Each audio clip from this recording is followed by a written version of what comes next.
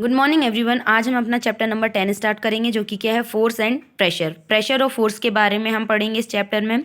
You often play cricket और badminton with your friends. आप आमतौर पर अपने फ्रेंड्स के साथ बैडमिंटन या क्रिकेट खेलते होंगे। व्हेन द बॉल और shuttlecock comes to the bat और रैकेट यू हिट इट। जब भी बॉल या शटलकॉक बैट या फिर रैकेट के पास आती है तो आप उसको हिट करते हैं। What if you would not hit the ball और शटलकॉक। क्या होगा अगर आप उस बॉल को या फिर शटल कॉक को हिट ना करें। If you would not hit you could not be able to change the direction of ball और शटल कॉक। अगर आप उसको हिट नहीं करोगे तो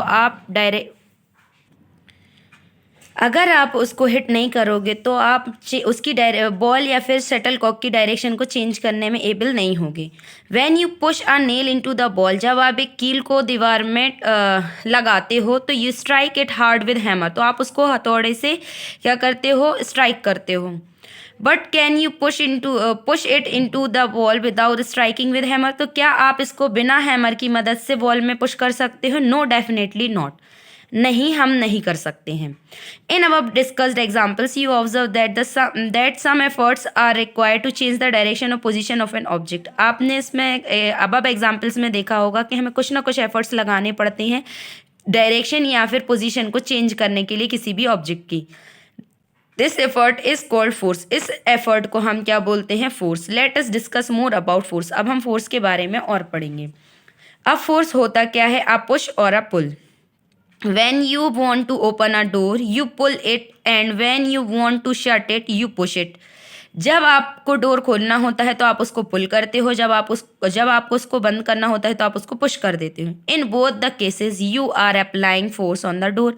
दोनों ही केसेस में आप फोर्स लगा रहे हो डोर पर। Therefore, we can define the force in simple words as a pull or both which cause motion. तो आमतौर पे हम क्या कर सकते हैं, फोर्स को डिफाइन कर सकते हैं सिंपल वर्ड्स में, या तो एक पुश या फिर पुल या फिर दोनों के रूप में, जो कि जिसकी वजह से मोशन होता है। It can either be defined as anything that cause motion. इसको हम ऐसे भी डिफाइन कर सकते हैं कि ऐसी चीज़ जो कि मोशन करती है। However, push and pull are not the only actions that cause motion. अब ये बात अलग है कि पुश और पुल अकेले ही एक ऐसे एक्शंस नहीं होते हैं जो कि मोशन करते हैं।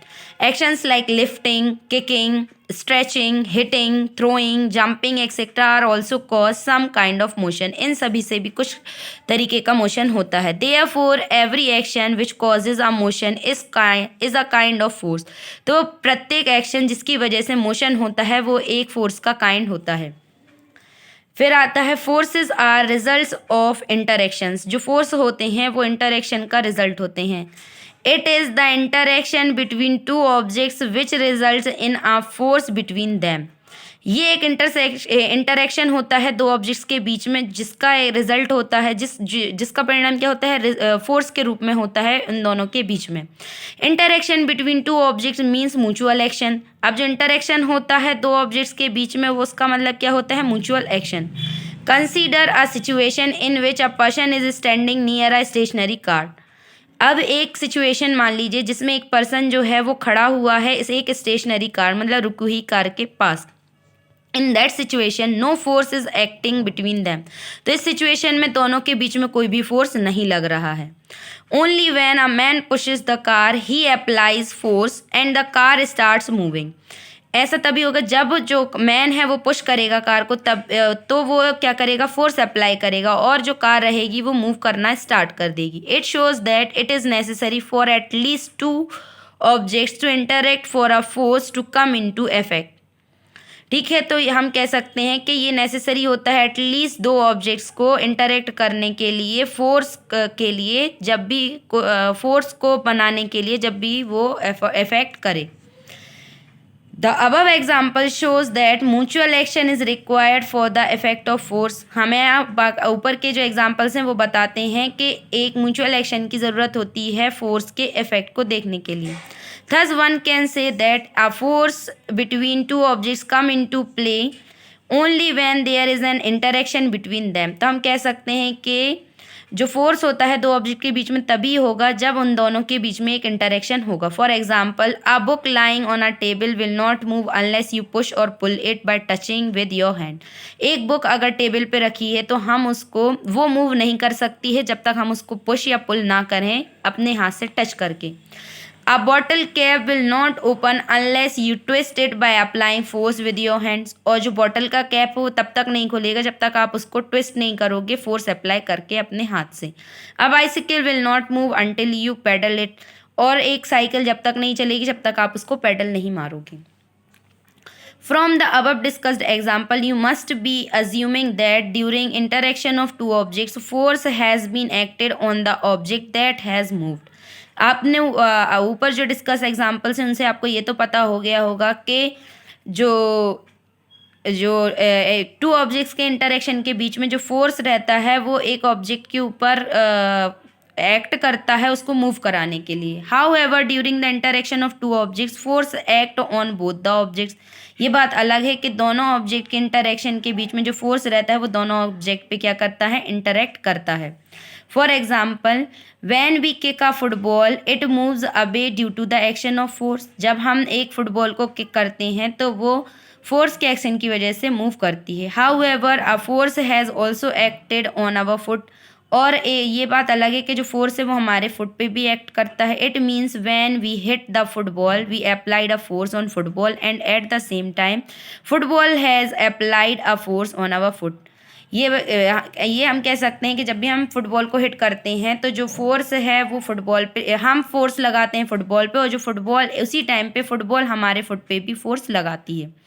When you lift a weight, you are applying a force on it, but at the same time weight is applying a force on your hand, due to which your hand is feeling stressed।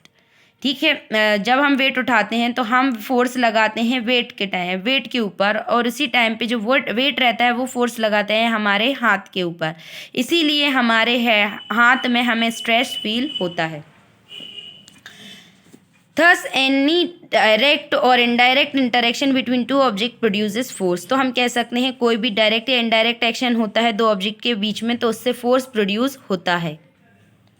फिर आता है effect of a force. Force के क्या effect होते हैं, तो when a force is applied on an object it can bring about the following changes. इससे कुछ चेंजेस आते हैं। पहला क्या है, force can change the state of motion of a body.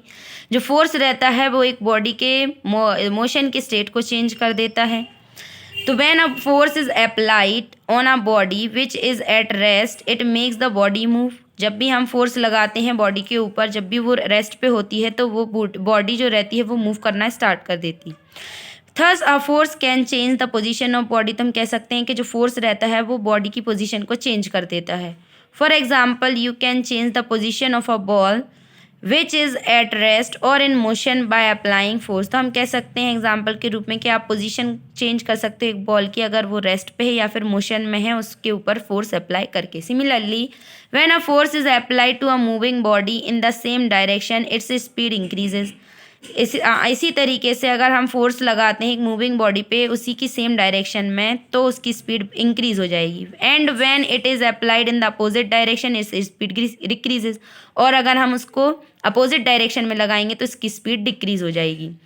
Late us perform the following activity to observe how a force can affect the state of motion of an object. अब हम एक activity perform करेंगे जिससे हमें पता चलेगा कि force कैसे अफेक्ट करता है किसी भी ऑब्जेक्ट की स्टेट ऑफ मोशन को। To study the effect of force on the state of a motion of an object take a table ball and wooden board. अब एक टेबल बॉल लेंगे हम और एक वुडन बोर्ड लेंगे। Place the table tennis ball on the floor. हम table tennis ball को floor पे डाल देंगे। The ball does not moves on its own. तो जो बॉल रहेगी वो अपने आप से मूव नहीं करेगी। It means the ball is in state of rest. इसका मतलब ये है कि जो बॉल है वो रेस्ट की स्टेट में है।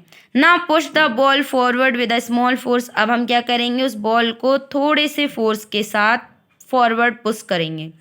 You will see that the ball starts moving. आप ये देखेंगे कि जो बॉल है वो मूव करना स्टार्ट कर देगी। Now push the moving ball in the same direction in which it is moving.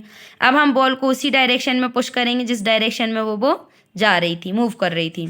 You will see the speed of the ball increases, आप देखेंगे कि जो बॉल की स्पीड है वो इंक्रीज हो जाएगी। Now put the wooden board in the path of the ball and throw the ball with some force towards the wooden board. अब आप क्या करोगे, बॉल के पाथ में एक वुडन बोर्ड रख दोगे और बॉल को क्या करोगे, एक फोर्स के साथ क्या करोगे, थ्रो करोगे, जिससे वो वुडन बोर्ड के पास जाए।